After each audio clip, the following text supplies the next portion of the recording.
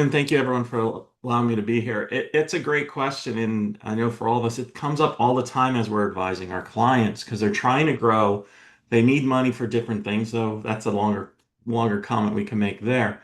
So, but before we talk about whether capital is a bane or boon, I think we must define what scale actually means. Because in my experience, too many companies confuse scaling with just pushing for more revenue.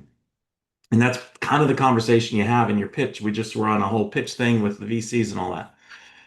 Scale is not just more sales. Scale to me means the business can handle more demand without breaking delivery, customer experience, retention, or margins. That's a lot that's in there that comes with scale. And part of the confusion is that people reduce go to market to just selling. And I know we've got some questions. We're going to dive into that, go into this even more than I will here. Yeah. Go to market is bigger than sales, right? It's who do you sell to? How do you position it? How do you acquire customers? Yep, that's what we all think it is, but how do you onboard them? How do you serve them? And how, most importantly, do you retain them? So is capital a bane or boon? And capital is a boon when it funds proven motions, not hypothesis disguised as strategies. And the danger is that once money comes in, the pressure shifts from learning to proving, and founders start acting like, oh my God, they need to look like they're scaling instead of doing the work required to actually be ready for scale. All right, there's a lot of pressure. Look at it through this lens. Money makes it. How do I like to, I say this sometimes? Money makes what is already true happen faster. So if you have product clarity, buyer clarity, and a real path to repeatable revenue, capital can accelerate that. But what's the flip side of that coin? Well, if you don't, it just helps you scale waste, noise, and bad assumptions. And when you don't show results, talk about stress of being a founder. It's like, wow, what do we do? So, as I like to say, A has to happen before B. A being before you pour money into go to market, you need evidence that the problem is real, the buyer is clear, the message resonates, the offer converts, delivery actually works, customers stay, expand, or refer. And I know I'm going to talk about that a little later today.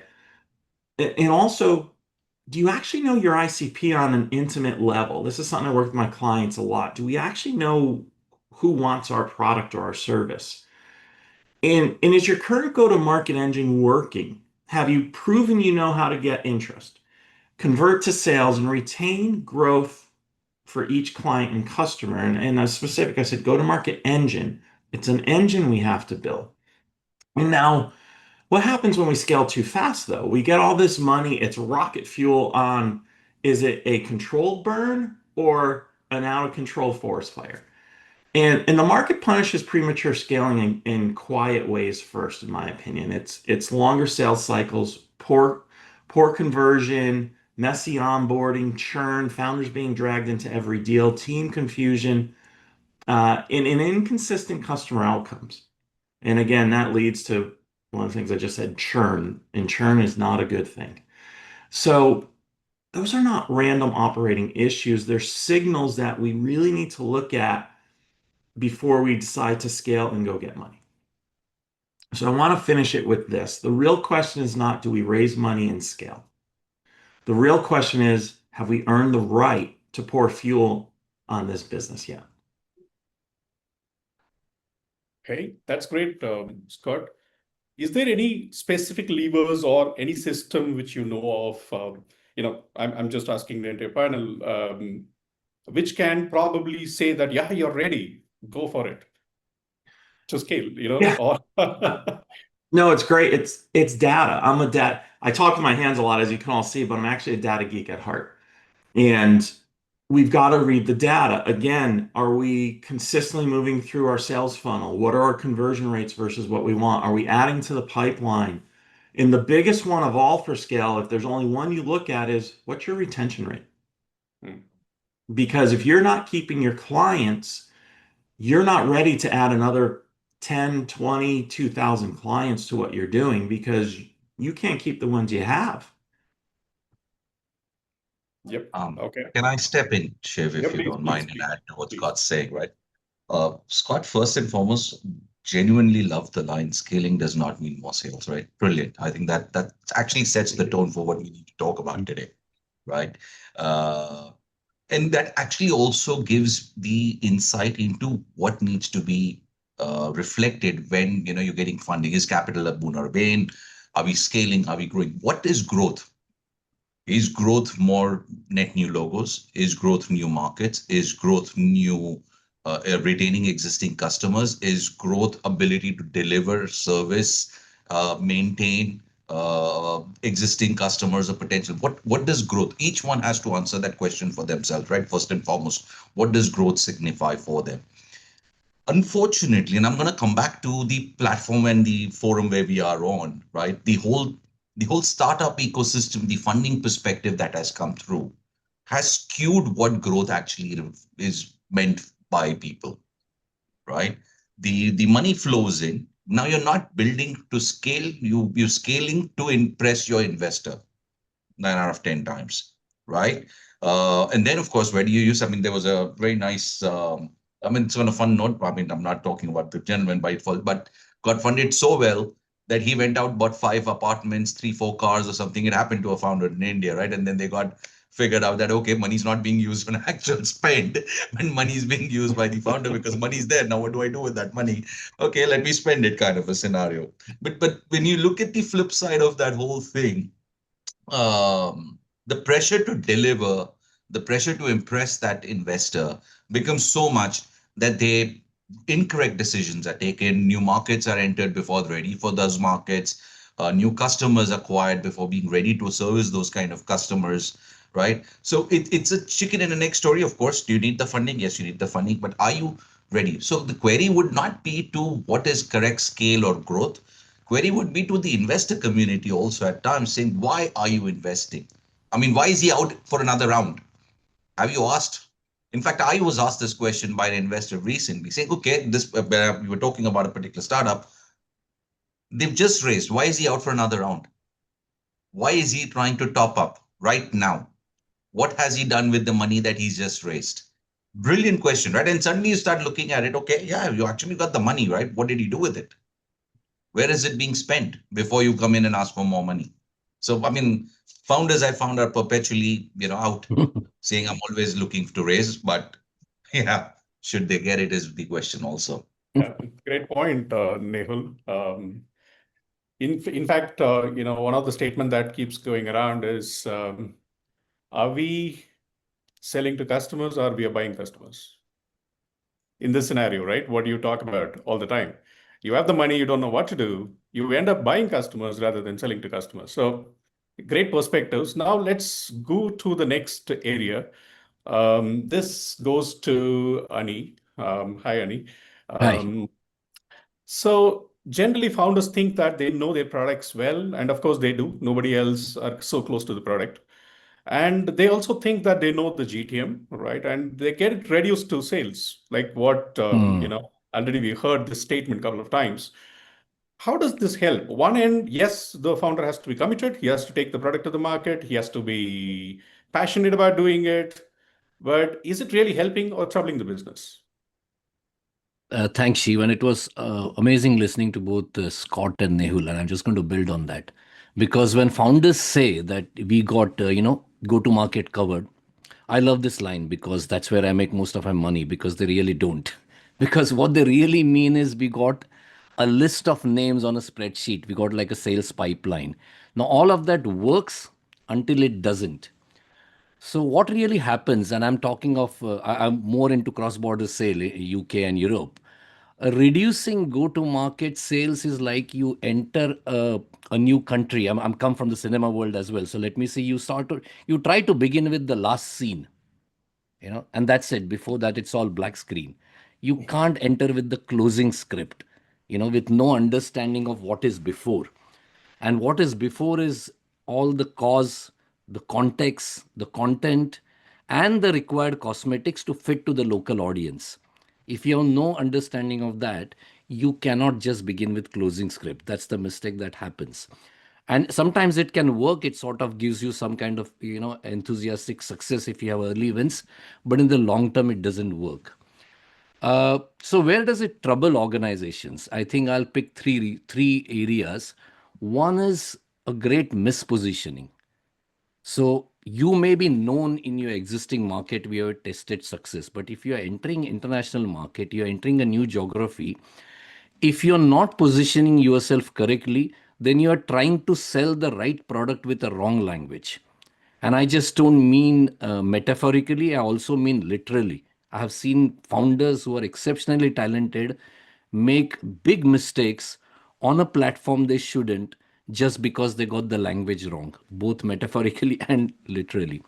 Second is the weak trust signals. In new markets, if you're unknown, the go-to market is not just about outreach. It's about building credibility. It's building partnerships. It's building your narrative, ecosystem, your story.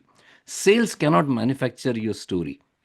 So that's the second thing, the weak trust signals. And I think the third one would be poor capital efficiency. Scott alluded to that you can burn time and money, that was never aligned to you in the first place because market was probably not properly understood by you or market didn't understand you. You spoke earlier about that, yeah, $20,000 keeps coming in. What happens when that dries out? If you're not build the cost capital efficiency. So I think we all know that sales is an outcome of go to market, experts sit here. So, what could work? And if I may add to that, so I've given what troubles the organization: mispositioning, weak trust signals, and poor capital efficiency. Three things in my experience work. One is positioning, why you matter in specific market. What's your story? Rather than telling everyone what you do, people need to know who you are. That's the positioning part. The second part is partnering. Who will open doors for you that you cannot? That's the second part, very important, the partnering. Who are you seen with? Because your image gets built with who you are associated with. Are you in the right room, speaking the right words? So second is positioning. And the third, I think, is presence. How consistently you show up adding value again and again in those rooms that matter. So if you get it right, you will accelerate scale and use your capital correctly. If you get it wrong, then it's a very expensive guessing game. And I said I love it because that's where I make money, coming in helping founders with that. So I think Scott, I'm going to borrow something from Scott said earlier, that international GTM is less about how fast you can sell, but actually how quickly you can become relevant, stay relevant in a new geography. I think that's where I will close. Hope it makes sense. Yeah, it makes a lot of sense, Ani. I think I love the point which you said about the trust and the brand, right? If everybody are busy selling, who's going to build the brand? Who's going to, say that positioning statement, giving that storyline, and which people believe, and not just believe and believe again, right? So that they come back to you again and again to scale. So very important point. Thank you for that.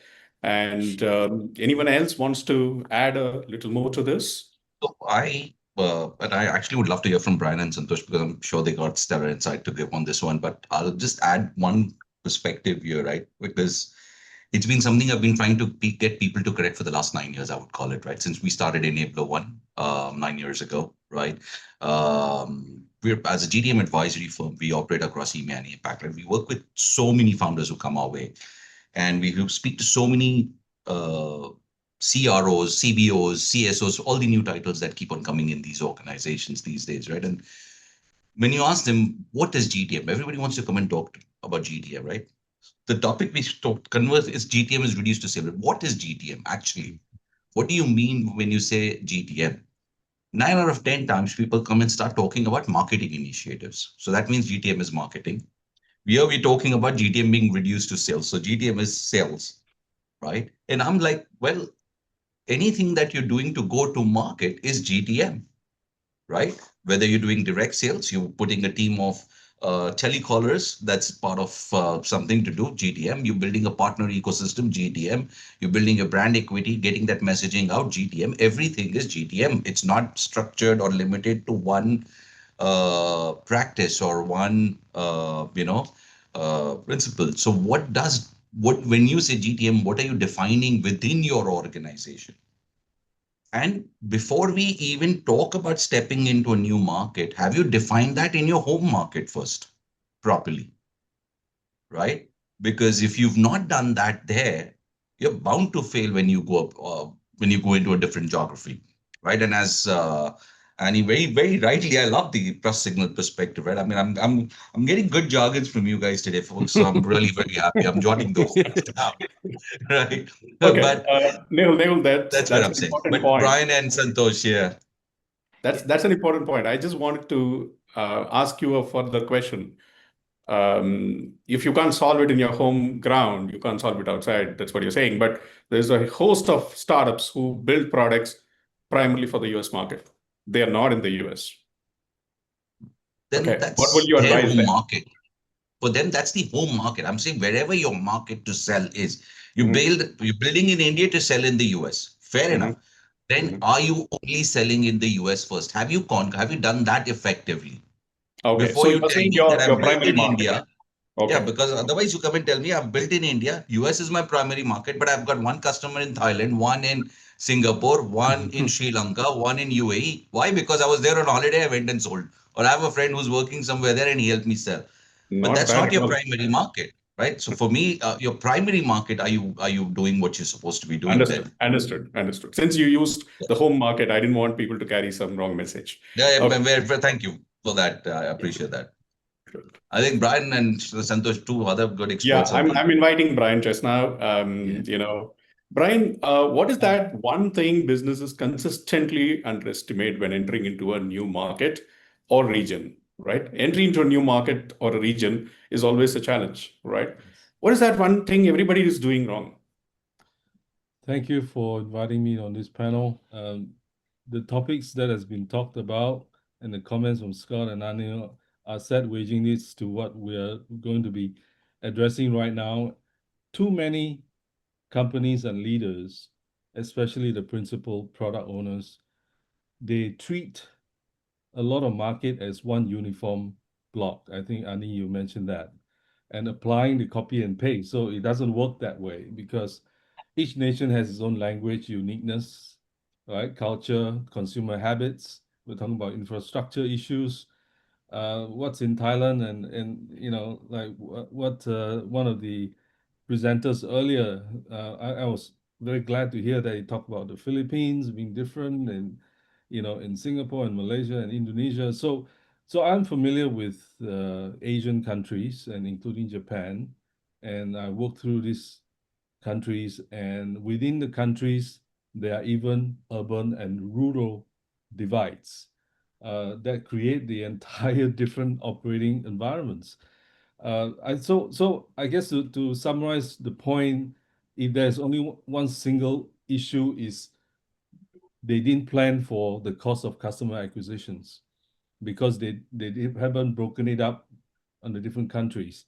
Of course, there are other salient points like regulatory complexity, the rules and foreign ownership and data privacy and licensing issues and things like that. So some owners and founders overlook that. I work for 4 different startups, helping them to expand into Asia, being the employee number one.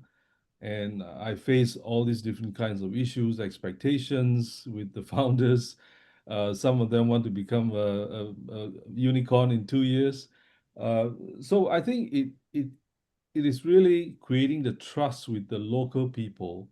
I think Annie, you mentioned partnerships, and so did no local trust and competitions, local players. They have different networks and stronger cultural resources. So you do compete with some other competitors that are local. So I think understanding each market is going to become a critical factor. Understanding the economics dynamics, the price sensitivity, the currency risks, and all these are again stem from the fact that each market, each country is different. So basically, in summarizing what that I'm trying to say is a region, even in Europe or maybe South America, they offer massive opportunity, but success comes when you stop thinking about region as one, but start thinking of local country, local entry every single time. Thank you. Great, Brian. That's a great point, and I'm going to naturally lead that to the next question to Nehul, which is pointed to Nehul. Nehul, he has talked about the regional impact, right? The nuances of every market, every country, every culture is going to be so different, right? So the fundamental question is there a universal go-to-market playbook? Okay. There are companies which have solved that, right? There are companies which has taken their product to the whole world, and they've employed a very clean pricing and strategy and all that, which matches to the whole world, right? So given that context, while Brian highlighted the importance of regionalism, I would want to hear about, is there a universal playbook? If yes, when it breaks, right? It does break. Like what Brian said is really correct. Where does it break? Where we need to put a boundary condition for the playbook? Short answer, no. There's never been a universal GTM playbook that has ever existed, right? At least now, not in my career. So if somebody else ever finds it and gives it to me, I'll be a very rich man, I would say, right? Because it's just a matter of then taking it and selling it to everybody else. But it's never existed, right? I think Brian made a very, very crucial point, right? It's about how people view these markets, right? Asia. I'm gonna conquer Asia. Asia is what, anywhere from maybe 10 to 40 countries. You define your markets accordingly, and it will turn into that many countries. And then within those countries, the rural, the urban divide that exists much more than anywhere else, right? So there's never been a universal playbook, right? I think what exists, what stays constant is in each new geography, there's a customer who has a need that needs to be solved, has a problem that wants to be solved, right? That problem may even seem similar to what you may have solved for a customer in your own country or somewhere else. But how this customer evaluates you, views you, looks at what you're providing, how you will be providing, the regulations, or whichever, all the other, the perspectives that go behind it is different. So it can't be that, I did it in India, or I did it in Singapore, or I did it in US, and that's exactly how this customer is going to buy out here. So customers are not buying in the same way. The other one is GTM replication. And I think Santosh has, I've had the privilege of working with Santosh on this one before, right? Because GTM replication, right? So you're a global player, as Shiv, you also just spoke about, right? How global vendors have taken it, players have taken it and taken it across different geographies and made it work. But then they've regionalized and localized that playbook. So there's a broader perspective which doesn't change, but you have to regionalize and localize that playbook for that market to accept it and do it. What people, where they fail is, instead of recalibration, they replicate. This is how my guy buys in Singapore. That's exactly how this guy will buy in Dubai. That's exactly how that partner of mine in London is going to sell. It will not happen, right? You have to tweak based on market, based on ground realities. And partners, ecosystem plays a much bigger role, I think. And he kept on alluding it, and I genuinely enjoy it, right? Because normally I'm the one who talks, horse around partnerships, but ecosystems play a much bigger role when you're growing and when you're going international. And in most places, you're not entering, and you said, why do you matter? I'm going to ask the question, are you even needed? Let's go from that perspective. You found a need, but are you needed to solve that need? Right? Okay. And if you believe you are you then getting in with the right player, with the right mode, with the right perspective? Are you building that? Annie, thank you very much. Are you building the trust signal, right? In the right way, right? Because that's what is happening. And second, are you ready post-selling? I think Scott spoke in this, and that makes so much sense. You've sold. Are you servicing? Are you delivering? Are you maintaining? Are you managing? Are you ready for all those elements when you're entering a new market? I think there's no universal playbook, right? But there's definitely a need for consistency. In fact, when I was posting about our panel today on LinkedIn, and there was a comment on the post, somebody spoke about consistency, and it's absolutely true. the founders need to be consistent with what they do. It does not need to be duplication or copy paste, but be consistent with what they are achieving and trying to achieve. And I'm sure they'll find success. Okay, going back to the go-to-market playbook, Santosh, you've been, observant a lot, right? And you are a marketer. Okay, you have done global campaigns, I'm sure. Okay, so how do you go about global campaigns? How do you really reach out to this audience and tell a story that resonates, right? We are sitting on a product, for example, we are sitting on a Zoom room, right? And Zoom is a global product today. Okay, so how does that work? Can you enlighten us? Well, first of all, I will start off. Thank you to have me in the panel. First of all, thing is GTM discussion, which was started. What exactly is GTM and all that stuff. So I'm a marketing guy. So I say marketing starts with marketing. Marketing covers everything. So Right. I am from the school which says that you build an idea, you develop a product, and then you go to the market. So marketing starts with that. So I would go with that particular thing. And not to say that GTM is part of it. GTM is the glue that holds everything. So GTM is basically the elements which basically help you take in all the elements which are there in the organization to make you go wherever you want to go. Starting with that, so let me say, how do we go about creating campaigns and how do we go about running this thing? It's not a single answer, simple answer. Every element, every solution, every product that you want to go out with, even though there is a framework for it, you need to understand the audience. You need to understand how the product, how the solution will be used. You need to understand how it will be consumed, how it will be reached out. So there are wide variety of elements which comes into play. The only thing what we can say is you need to be very clear on where you want to provide the service to, or exactly what you want to do. If you're not clear where you're going, then all these things will not, there will be a journey, there will be things which you will identify, the things you will come and explore, but you should know where you're going. If you don't know what exactly you're trying to do, then it's a very tough roadmap. Probably you will end up somewhere else. It might be like Christopher Columbus, you might find America instead of India. So, but you will reach somewhere for sure, but then that's also a different journey altogether if you go in the different path of it. So this is what I would say to start off with. It's not a simple answer to give you a simple thing, but it's a journey. It's an elements that you need to play around with. It's a different calibration, as I said, different things you need to calibrate to make things work. So campaign creations would be very, very difficult. Different things. It's not a simple task to just copy paste and do it. Yeah. Okay, now the question goes to Scott. Scott, you are on the diagonally opposite side, right? So marketer to a salesperson, right? So while the marketing gives the air cover, how does sales perceive it in the go-to-market? And I know this is recorded, so Santosh, this is a sales guy about to say this. Marketing comes first. There is no sales without marketing. And founders miss that. Cold calling back in the old days, that's how I built my career way back in, the Neanderthal days. 100 phone calls a day. That's not a sales function. Anything that puts something into the sales funnel is a marketing function. And so many companies think cold calling falls under the sales manager. No, it's a different message. It's a different motion. So they have to work. That's why marketing people love me, because I actually will say this. So marketing is about warming it up. Sales is then taking them on the journey. It's get in the car, I'm driving to a buying decision. That decision might be no, and that's okay, by the way. No's get you closer to yes. I know I hated that when I was starting out my career, but it's true. So sales is the motion of it's warmed up. How do I finish this?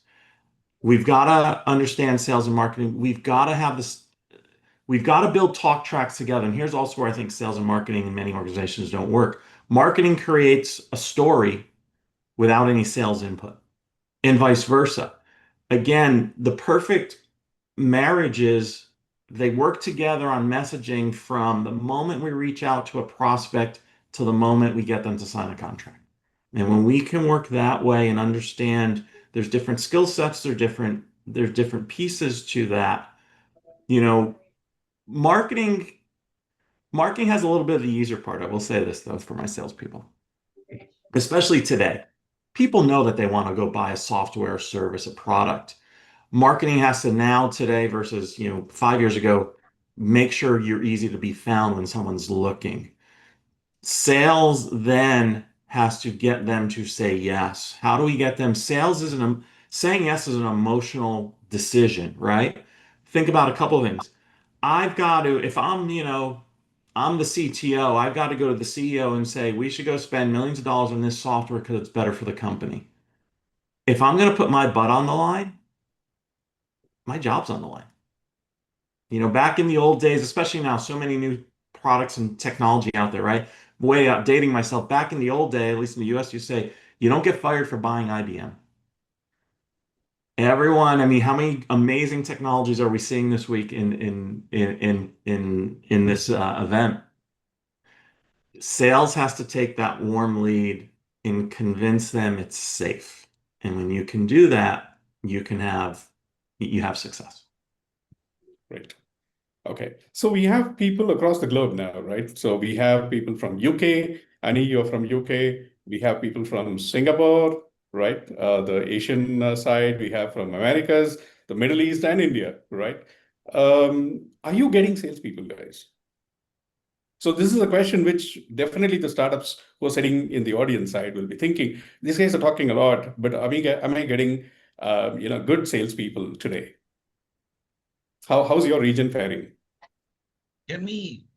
It's salespeople are always good. Sorry, I come from the same background, right? I've done 100 calls at the start of my career to where we are today, right? Salespeople are always good, honestly speaking, if you ask me. If they're genuinely salespeople, they've come in to do sales per se. They're very good. It's about what are you asking them to do when they join your firm, right? The biggest problem I've seen in a lot of startups is hiring. When they hire the sales organization, but then they shackle those guys. That's number one. Unrealistic expectation. Okay. I'm sorry. Let me qualify my point. My question was, are salespeople resources available in your market? Oh, yeah. Okay. Yeah. Good to know. Yeah. All right. Okay, great. Okay, this question now goes to me, Nehul, something which is very close to your heart. Okay. So generally it starts with the founder-led GTM, right? Then it goes into a team-led GTM, and then it moves into an ecosystem-led GTM, right? At what point do you think is the shift right to an ecosystem shift? I mean, So largely I've heard is, two schools of thoughts at times. Let me get a few deals in, then I'll go the ecosystem route. Or no, I need to go ecosystem route. But I typically come in with two kinds of questions. A, why? Are you an ecosystem driven offering? That's number one, right? A lot of times people come to us saying, can you help us craft the ecosystem strategy, build the ecosystem and all? But I feel like your solution cannot ever be sold through an ecosystem. It's something that can't happen, right? But so you need to drive that way.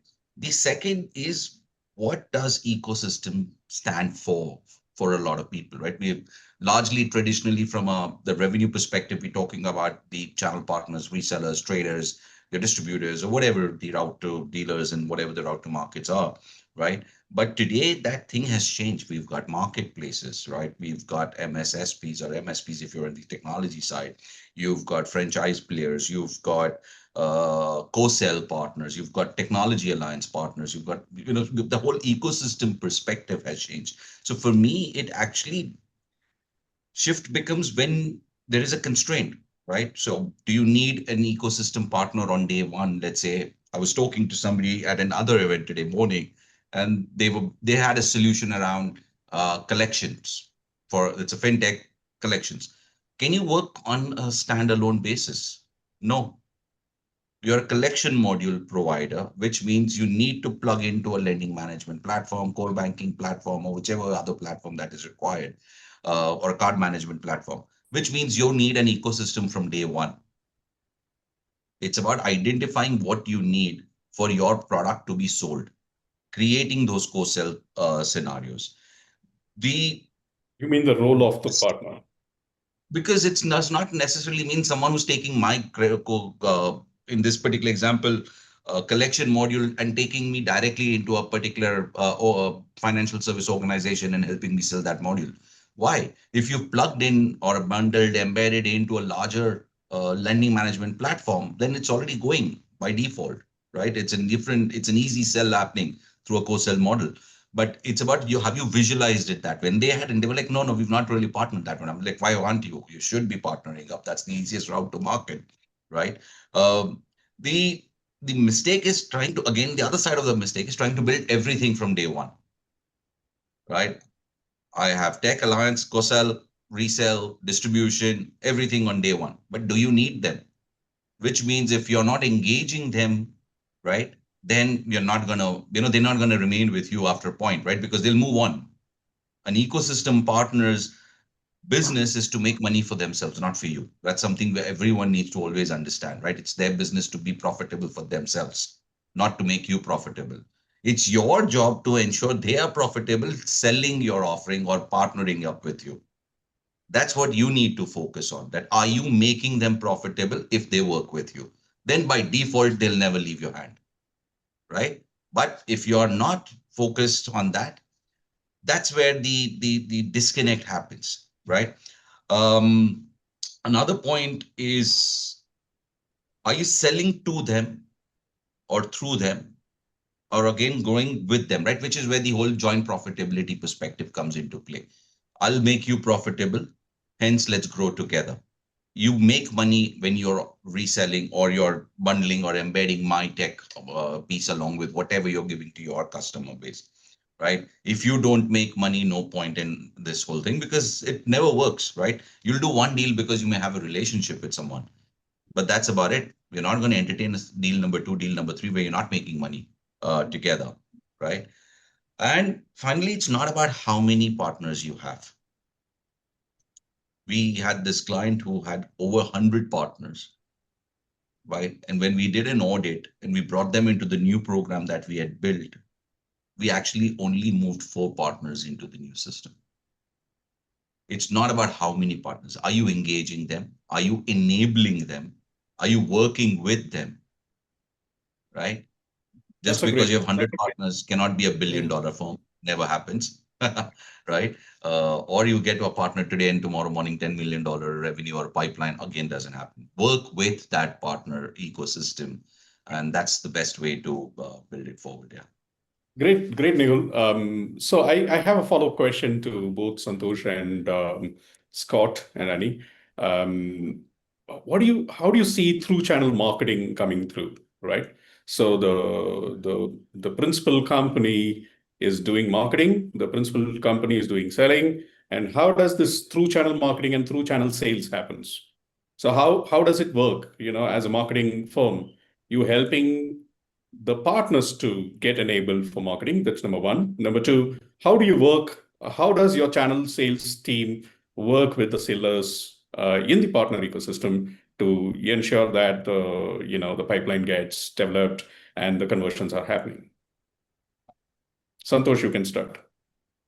Okay, from channel marketing, I think important element is when you start with a partner, there are a couple of elements which comes into play. First is if you start with first of all, they need to be enabled. So enablement is one of the key elements which is part of channel marketing. The people really miss out on those part of it. So if you don't have a trained sales team, then no matter what marketing you do across, the leads will not be taken care of. So getting your partner to be ready to take on leads is one thing. Second is running a marketing campaign with them. You need to make sure that there is an element of that partner as part of the campaign. What most of the global teams or global companies are doing is just giving a simple campaign a playbook to run across with partners, but they miss out that the unique selling point of the partner is a relationship which they have and which is not even shown in the playbook. So how do you put across those elements also? So these are the important things when you're running through marketing campaign. These are very important elements that comes into play. Even after that, the element which is most missed out is retaining element. There is no part of channel marketing which I've seen which focuses on retaining a customer through for a particular partner. They always focused on retaining customer for their own self. Partner is focusing on retaining their customer for own self, but there is no coordination between the vendor and the partner to happen. So this is one of the missed aspect right now, which is quite, I think, quite evident, but people still don't care about it because the decisions driven by sales, marketing is focused on revenue, but nobody's looking at retention part of it. So that is one of the elements which I think will be part of very important part of channel marketing that should be looked at. I'll Great. stop at that, and probably you guys can add I- on. I'll add one more thing to that. Successful channel engagement in my career, everything Santosh said, agree 100%. The other thing is expectations. Have we set the proverbial KPIs? Have we said, here's what's expected? Are we watching conversion rates, except, all that stuff we've kind of touched on throughout this hour we're spending together? You've got to set expectations. Otherwise, you can give them the best marketing plan, but we've got to hold their feet to the fire. And they have to hold our feet to the fire too. Again, it has to be mutually beneficial. So you got to bring in the data analytics to set the expectations and track and have, just like with our customers, we tend to have QBRs. Are we doing that with our channel partners? Are we getting together? What's working, what's not? Here's what the numbers are saying. You got to add that last piece into it for success. Great. Okay. Shiv, can I add something here? Or you Please, don't come to me? please, Yeah. please, It's go. because my slightly different because I'm sort of even pre go to market. I work with founders, not just companies, actually. Because that's where everything makes or breaks in the founder's mindset, and especially when you're working with successful founders who have tasted success, they think they can just go in the new forest and follow the same blood path. It doesn't work at all. I mean, I actually refer myself with founders as a sarathi. It's a Sanskrit word which means charioteer. That's all. So they know exactly what my role is, to take them around the warfield. So here is the most important thing I've learned with founders and identifying partners, that you take as much time you find your partners. Don't be in a rush. That's why probably Nehul's client earlier ended up with 100 partners. Treat it as much as you're finding your life partner. You won't take risk there. Don't take risk here. Number one. And number two, be actively working that your partner also grows with you.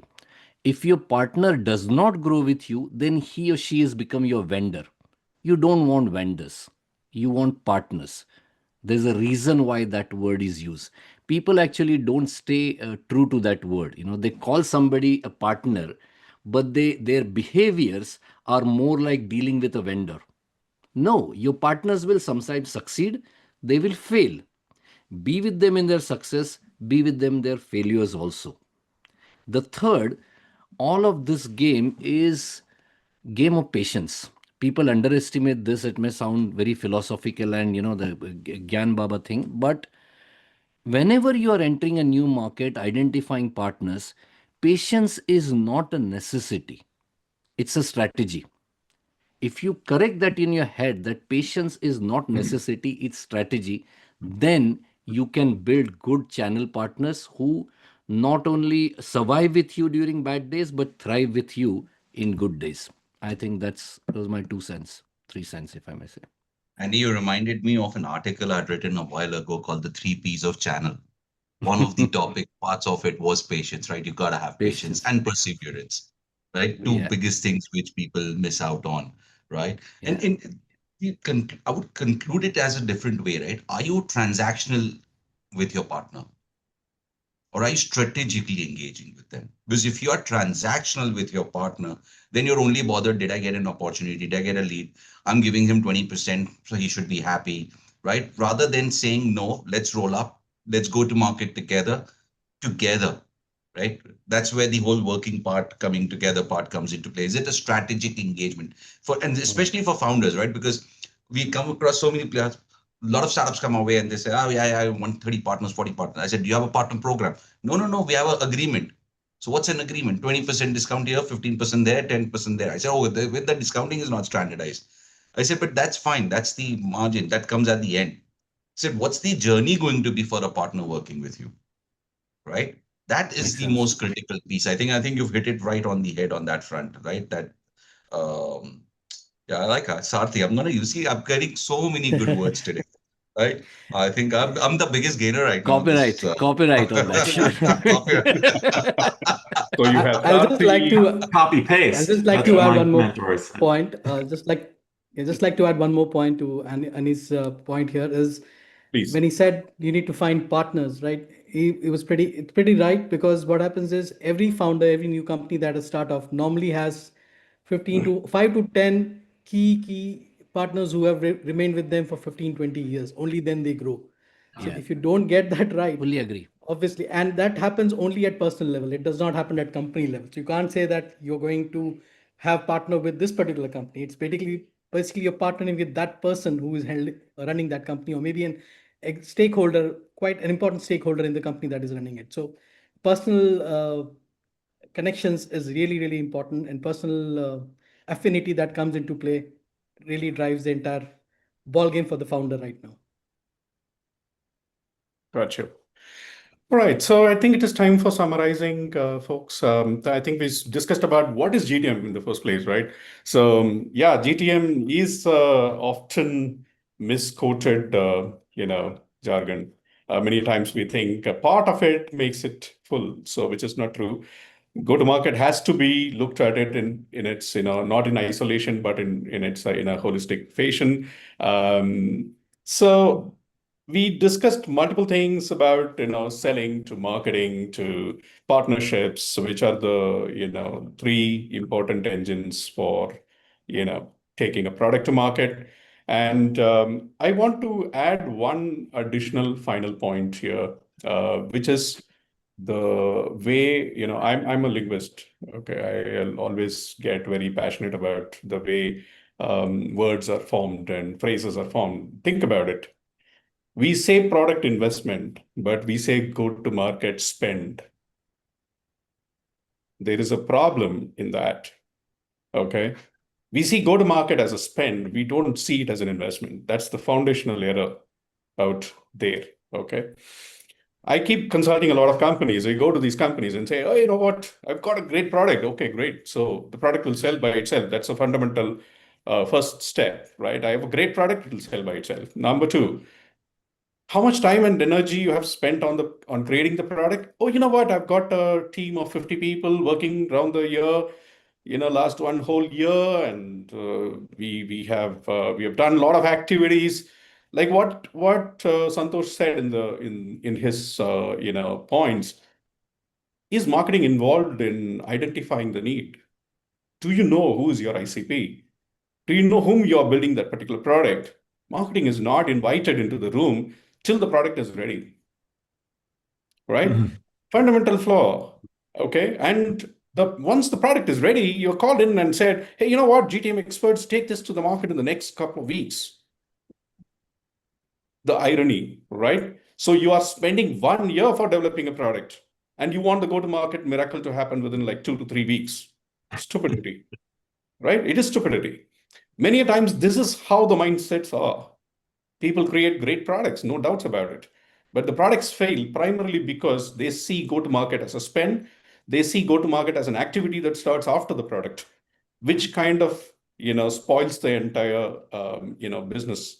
So our suggestion as a panel of experts here, I'm sure many of you can develop as mentors for the startups in the audience, right? When they reach out to you, is the message is please look at go-to-market in a holistic fashion. Please ensure that the go-to-market starts well in time, along with your product development, not in isolation. Yeah. With that point, I think I would. Shiv, can you look at it from the same perspective? They come out for funding, friends and family around, and the seed round. GTM is not there. Absolutely. In both those rounds, 99% of the time, GTM is not there. With pride, it took me 18 to 24 months to build this product. Brilliant. Now what? Oh, now I don't have any money to actually sell the product. Okay, right. So where is the money, to build it and then sell it? So is funding, when you're raising the funding, right? Are you putting a component of it away, or component of it to bring an expert GTM, mentor or a player on board on day one or day two or day three, maybe saying, listen, it's going to come out in say 3 months time from now. Can we start working on it today? Right? Can you help me rewrite even what my product should be called? Can you help me, rewrite how I view it, including how my use case is being viewed by me personally? Is it the right way? Right? So all of that actually should start 3 to 6 months even before they're coming into the market, right? At times. So, and use that. People who get excited about the leaks from Apple Labs and things like that do not think about it as a GTM strategy, right? No. Yeah, I can't help it, but someone was recently arguing with me, about this entire GTM, pre-GTM, saying, where does Elon Musk do GTM? And my question to him was, but you're not Elon Musk. But have you seen how much he spent buying X? That's entire his own way of GTM. Yeah. Simple. So anyway. I'll add one last thing to it is product market fit should happen as soon as, I can look at my own company, my Workout AI. Granted, I'm a sales guy. So I had the light bulb moment, brought in a tech team and started interviewing people to say, if we build this, would you buy it? And it changed the original idea by probably 40% of what the original idea was, because we right away started asking the market and getting that data. And to your point, I'm shocked at VCs who give money to companies, even into Series A, who really don't have a go-to-market plan. Absolutely. Great, great speaking to you all. One concluding liners, if you don't mind, Shiv, but I would predominantly come from the partner ecosystem perspective, and add to that is onboarding partners is easy, right? It's enabling them and making them work with you for that growth, which is where the effort actually is needed and time is needed to be spent. Great talking to all of you, right? And I felt a bit of warmth in this room. Did you guys feel that? Yeah. Oh yeah, I'm sure we can make a great team. my job is now beyond compare, right? We can create a lot of unicorns together. Thank you very much. Bye-bye. And I'm ready to hand it over to Hemant. Yes, GTM expert.